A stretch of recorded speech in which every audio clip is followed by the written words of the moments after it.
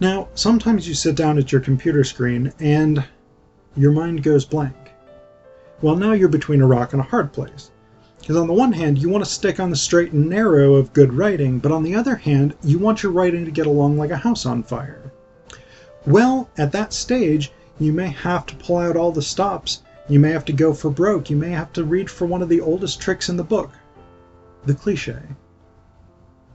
Now, in this writing notes video, we're going to talk about cliches, what they are, why you might use them, and why you might not want to use them. So basically, a cliché is a stock phrase. It's a phrase that your readers are likely to have heard before, something that we sort of recognize. It carries conventional meaning. So I started this video with a whole string of them. Get along like a house on fire, pull out all the stops, bag of tricks, oldest trick in the book. These are cliches. These are phrases that people know. And so that's both beneficial and negative. The reason it's beneficial and the reason that you might use cliches is because they are very effective at conveying a specific impression. So, for instance, if I use the phrase busy as a bee, most people are going to know what that means. They're going to have the same types of associations. So you're thinking about, if you hear the phrase busy as a bee, you're thinking about fairly frenetic energy. You're thinking about moving around quickly. You may even get a sense of like buzzing, just moving quickly, a lot of energy, almost frantic pace, things like this. So busy as a bee is very good at conveying that set of impressions. And so that's why we have cliches in the first place, is because they are effective ways of conveying particular ideas that you want your readers to get.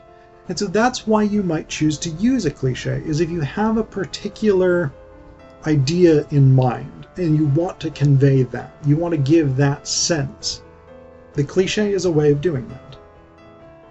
Now, most writing instructors, whether that's rhetoric and composition, creative writing, technical and professional writing, whatever it is, most writing instructors, including myself, will tell you generally to avoid cliches.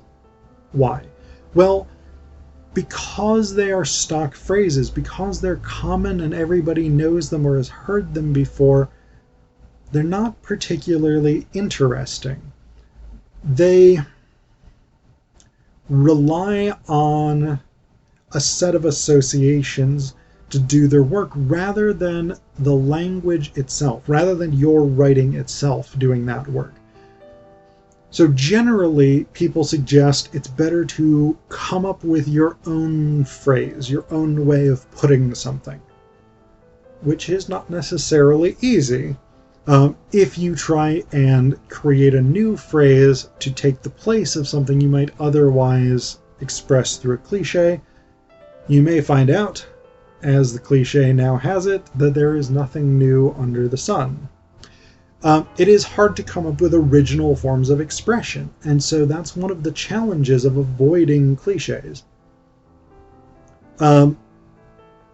However, one technique you can use, and you should use this sparingly because it doesn't always work, and it doesn't always work in every context, but it's one of my favorite techniques, is what's called the Malaproprism, which is basically a mangled folk saying, or a cliche, a mangled cliche. So, something like, a bird in the hand never counts its chickens, is a Malapropism. You're combining different cliches, different folk sayings. In P.G. Wodehouse's Blandings, there's one, Lord Emsworth says they're getting along like a horse on fire rather than a house on fire. My personal favorite malapropism is one from my dad, which was, I don't think he made it up, but I remember him using this phrase. You can lead a mouse to cookies, but you can't make it drink. So in that case, you're combining, you can lead a horse to water, but you can't make it drink, and you can lead a mouse to cookies, but you can't make him eat, which is really more inspired by the book If You Give a Mouse a Cookie, which is a whole other thing. But this idea of like combining different cliches, different things that people know or think that they know, and presenting them in stark new ways, that's one technique for using cliches in a new and interesting way. You want to be cautious with malapropisms, though, especially if you're doing professional writing. So business, technical writing, things like that, you would not want to do this. If you're writing, if the thing that you're writing has a sort of entertainment component and you're meant to sort of connect with the audience and maybe be able to share a laugh, this can be a useful technique. But again, it's a way, this is one strategy for not just relying on these tried and true, but very familiar and not necessarily interesting cliches.